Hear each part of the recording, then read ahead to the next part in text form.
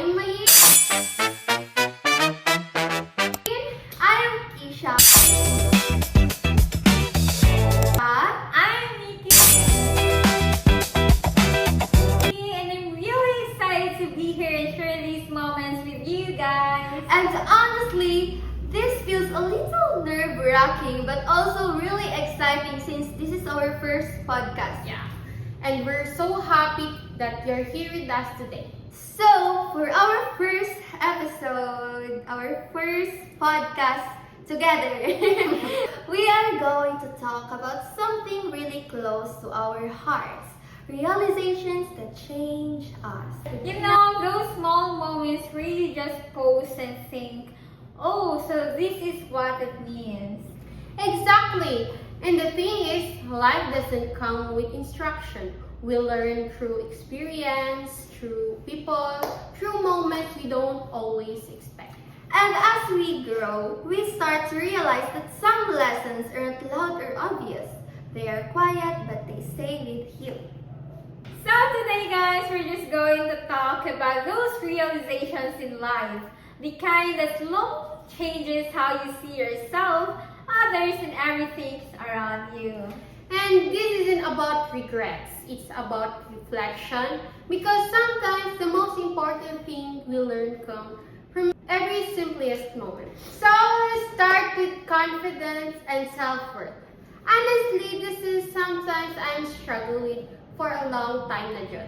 I used to stay quiet even when I had something to say just because I'm scared what people might say or they even judge me. Same, like I used to base my worth of how people saw me. Like if they liked me, I felt okay, but if they didn't, it felt like something was wrong with me. Like people pleaser, magod ko guys. So, mga hadlok jud ko. Conscious kay ko sa ako ang sarili dyan. And I think that's something a lot of people go through. We try so hard to fit in, to be accepted, to be enough for others, that we forget to ask ourselves if we're enough for ourselves. I realized that confidence isn't about being best or being perfect. It's about being okay with who you are, even your flaws and even your quiet moments. And also self-worth. It is not something you earn from achievements or validation. It is something you already have. You just forget it sometimes. So guys, for you to have your self-worth, so you don't need to have an achievement or validation from other people, Like you just really have to trust yourself and love yourself. Yeah. And sometimes we spend so much time trying to be someone else when the real growth comes from just accepting who we already are. So guys, I have a question for us. This question is, do you remember the time you doubted yourself? Me, can I answer? Okay. So, I think for me, there are actually a lot of times where I doubted myself. Like before, especially during my senior high days, there were a lot of opportunities that I could have taken, but I ended up declining them. Daghan jud kay ka ng mga nag-offer or nag-invite sa ako to join something, pero I would say no because I was scared and I didn't have enough confidence. So I kept thinking what if di na ko kaya or what if mag-fail ko? So instead of trying, I would just let those opportunities pass by, and actually looking back, I realized nga those were moments where I could have grown, pero I held myself back because of fear. So but right now, I've been trying to step out of my comfort zone. So naghinay-hinay na jud ko og try og kanang join og mga organizations and even participate in events. It's something I used to be really scared of before, but now I'm learning to just try and not overthink too much. So and honestly, I feel a little bit proud of myself because I'm starting to do things that I used to be afraid to try. And it's not perfect, but I can see that I am slowly growing. So yeah, I realized that sometimes the only thing holding you back is yourself. But once you start taking small steps, you slowly grow and change. So ang imong kalaban ng jud kay ang imong sarili. Yeah. And we're proud of you, kay we can see man pag karon nga you've grown up kay kita na mo nga, nakikita ka sa mga kaning events sa CSG, BC-BC-han, ang PEG, ay Sahay na Mr. lang po Julie. sa mga kaban Mas na to, ah. dili na siya makaban sa mulaang kay nalagay siya yung duties. But for me guys, when I was in senior high school, katong grade 11 ko, sa old school na kulikula di ko ay kanang lagi confidence nga mag-appeal, mag-participate kada sa klase nga na kay mahadlo ko basin mabash ko like basin mamali akong answer. So nagbalin kog school pero dili problem ang all school nako. Nagbalin kog school kay gusto na ko i-try na basin diha nga school mag-improve ko or mas mo unsa pa bitaw kon ako'y confident bitaw. So yeah, wala ko nagkamaligid nga ni balhin ko kay public speaking to na mo. And sa mga teacher, daga ginaunsa jud ang nila ang mga student ginan nga dili lang lagi mahadlok sa mga surroundings mo. Wala na ako nahadlok mag-apil-apil ng public speaking bitaw like, sa daghan nga tao na unsa lang ako nga dili lang jud ka mag-base sa opinion sa others, unsa lang maingon sa mga imo self lang yun. Tama yung siya nga, lain may kalaban kung imong self. Di ba nag-iyan ka na? Yes. Wala yung kailangan yung siya nga, yung self lang dyan imong kalaban. And dapat na dyan kay confidence, nga lang bitaw. Yes. And for me, the last time I doubted myself is recently lang during our examination week, especially sa accounting. I doubted myself kung makapasar ba ko. Every night nga mag-review ko para sa exam, dili jud mawala sa akong una nga. What if ma-fail ko? Kay way back in my senior high school life, I was so very nga student kanang pabaya kay gusto na drag ganahan ana good kanang college naman ko. Gitry na ko nga step up pod kanang ana mo gud sila. Nasa college ang real battle sa Yes, true. Okay, college na gani, lahi na jud. Gikan karon study na ko a week before exam. Patak na kayo ni Or mag-study pila na. ba ka weeks mag-review kay di ko gusto ma-fail. Mo jud ta ko to lang ingon nga. Imong sarili ra jud imong kalaban.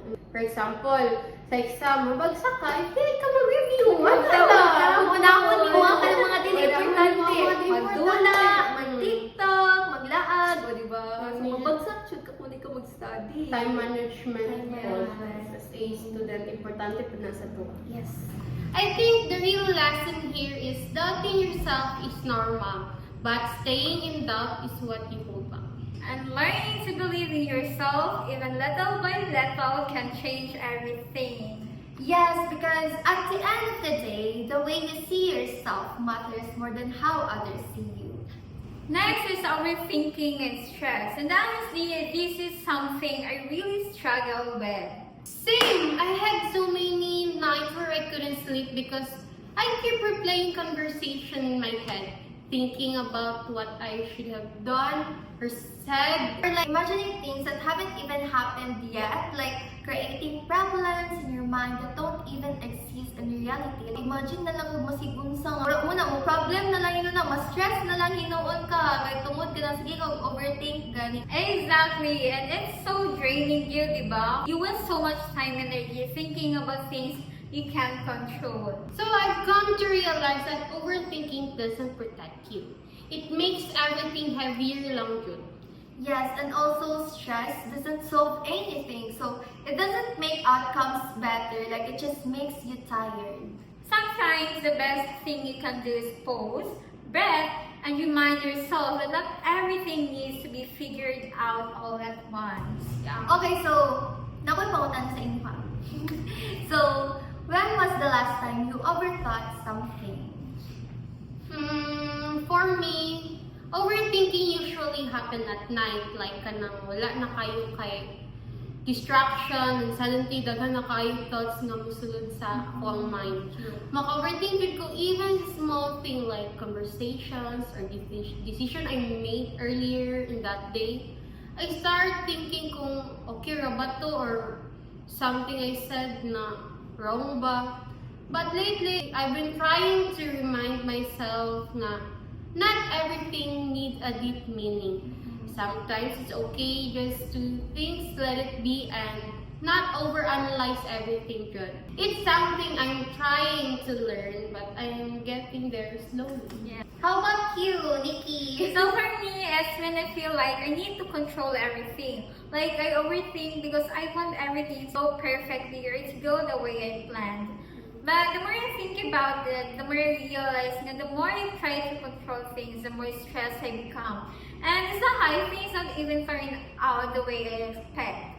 So I'm learning to let it go, and trust the process. Not everything needs to figure it out right away, diba? And that's something I'm still working on. And how about you? So for me, overthinking happens when I care too much about what other people might think. I keep replaying situations in my head thinking kung giun sa nila pag-judge or how they might have perceived me. So maka-overthink ko nga, what if laing day lang pagtanaw sa ako or what if I didn't come across the right way? But recently, I've been learning that I can't really control how others think of me. So what I can control is how I see myself and how I choose to respond. So instead of overthinking everything, I try to remind myself to just be present and not let my thoughts take over too much. So I think the lesson here is learning when to stop. So not everything deserves your energy. And sometimes peace comes from letting go, not from figuring everything out. And you don't need to have all the answer right now, and that's okay. So now, let's talk about friendships, people, and love. So this one really hits deep kay like makarelate siya gani. Especially sa tong age, sa mga Yes. nga generation, mo man yung nakadalas sa ang problema sa karon. Yeah, I used to think that if someone left my life, it meant I did something wrong, like I wasn't enough for them to stay. Ano? Saying, I hold on to people when it was already hurting me just because I didn't want to lose them. Yes, but I've learned that not everyone is meant to stay. Some people are just passing through your life to teach you something. And love, whether it's friendship or something more, it's not supposed to be feels like you're constantly proving your worth to them. Some real connections make you feel safe. They don't make you question yourself all the time. You deserve people who chose you, who value you, and who don't make you feel like you are too much or not enough. So guys, nakaiingon sa inyo. So what's one quality you really look for in a friend?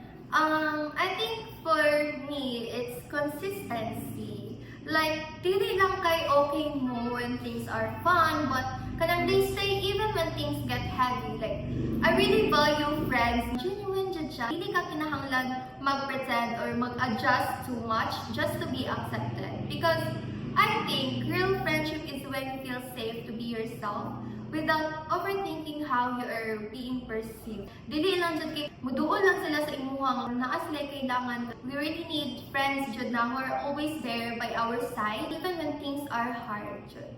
Yeah, for me, same saya consistent. Na put siya or sila sa kuha through my ups and downs. Walay jealousy nga mag-ano sa muang friendship kay ako or silang ako or makaano ko achievements akong life, maski small achievements lang good kay sometimes mo good karon mo dyan na ang kadalasang problem sa mga circle of friends, especially sa kanon ako sa tuwang age. Yes. Kaya mo dyan na ang one thing mag-end ang friendship because of jealousy. Happy ka lang, well lang, happy go lucky lang, Yes, happy ko like sa ganun. mga na-achieve na ko, o mga ma-achieve pa po nila. For me guys, kaya ako na trusted no friend, pinagtan no and kasi yung ginawa yung jealousy. A friend, dili man di ba need of connections every day, di ba? Yeah. Pero may mo nga kuan nga tinuod na siya nga friend. Nang walay suya ay bitaw nga isang pa understanding yun.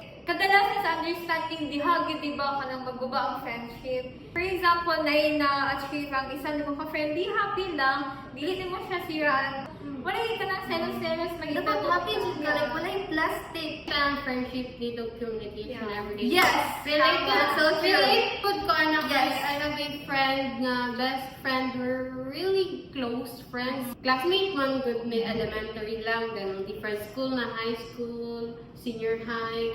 Now now college, then lagyo na. Pero stay dyan po namang ang closeness, masking dala everyday among communication, then masking mag-call lang good sa each other. Wala na magtawag lang, hello, giving out ko mo, ano ka daw? Or ka lang mag-brand ka sa lang, ano ko siya sa kuha, ano lang. Iya ka na magkita, once magkita na mo kayo, wala yung awkwardness, Oo, like wala wala yung yung- plastic ka na dyan, like, parang like normal na Wala dyan yung dyan face-to-face ba, ano? normal Wala na na dyan. usab ang Wala na vibe. usab jud ang panay siya na and also we also need like a friend jud gani na we can really trust jud our group of people then na ato siya nga friend and then ang katong group of people na talk behind your back and then like what if that friend di ay is ka nang mo apil-apil pud sa ila like siraan ka di ba so like lain jud kaayo so we really need someone na who is there jud ta kanang to protect and even like wala ta diraan na place kay i-defend jud kanila and also we also need someone nga dili pud mag-accept sa imong like wrongdoings gani kay di ba Dili naman mo may tolerate. dili mo tolerate kay ang real friends man go jud never jud na nagka-tolerate og wrongdoings di ba imo jud na siyang kasab-an jud imo na imo jud na siyang wala na dili like dili jud dapat mo tolerate jud Pero nabi, ano nga, kung if real friend ka, mutuloy na eh. tolerate Dili jud na siya maayo dili jud na siya healthy friendship And last, good na po kaingon, kanang dito, kanang na kay friend, giingnan mo kasi mo secret to bitaw. Oo, Then, kanang yes. dito, ang Tama. giingnan ni mo secret, gisikret ang niya giingon niya Sa sa ano? isa ni Lain kayo, Oo, di ba? like wala mean siya na to friends nga trusted friend Mm. jud so just like us like bago rami nag-meet guys like Right, ang right. mga connection feel na mga dugay na kimi nagkaila nga or di nga na ang closeness. yes Bakit ang understanding? Yes, Kasi and also like wala pud ni nag-left gani sa mga na ay kanang ma-left behind Yeah. during ano jud like include jud me as So I think the biggest lesson is choose people who choose you. and don't be afraid to let go of those who don't treat you the way you deserve, especially if toxic na jud kaayo and dili na siya healthy sa imong self. Because the right people will never make you feel that you have to earn your place in their life. Lastly, Time and priorities. And honestly, this is something we don't realize until it's too late sometimes. Yeah, I used to spend so much time worrying about all the things that didn't even matter, instead of focusing on what actually made me happy. or like giving attention to people who didn't value me instead of investing in myself or the people who truly care. Time is so quiet. It just passes. And before you know it, moments become memories, diba? So I realized that time is something you can never get back, and it made me more careful with how I spend it. And also, priorities aren't just about being busy. Like, it's about choosing what truly matters. So, your growth, your peace, and your happiness. So, you really need to enjoy your time and your life. Because at the end of the day, it's not about how much time you have. It's about how you use it. So guys, another last question for us. What's one thing you wish you spent more time on? For me, I realized na before, I was spending a lot of time worrying about things na dili magyud that important. Like overthinking small details or kung unsay i-think sa uban na people. Sometimes I would even delay things or hesitate to do just because I was scared or not confident enough. Instead of focusing on things that could actually help me to grow or makes me happy, na-focus ko sa mga things na dili gyud na makatabang sa kuha in the long run. So karon, I try to be more mindful sa akong time. I'm learning to focus more on things that actually matter, like my goals, growth, and also people around me. Still, I'm on the process, but I'm trying to be better at choosing where I give my time and energy.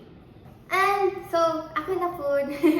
For me, I realized that time is something you can't get back. So, dili na dyan mausap tong dati. I used to spend so much time worrying and overthinking about things na dili man yun important in the long run. And because of that, naapod moments jud na I miss out on opportunities or experiences that I could have enjoyed more.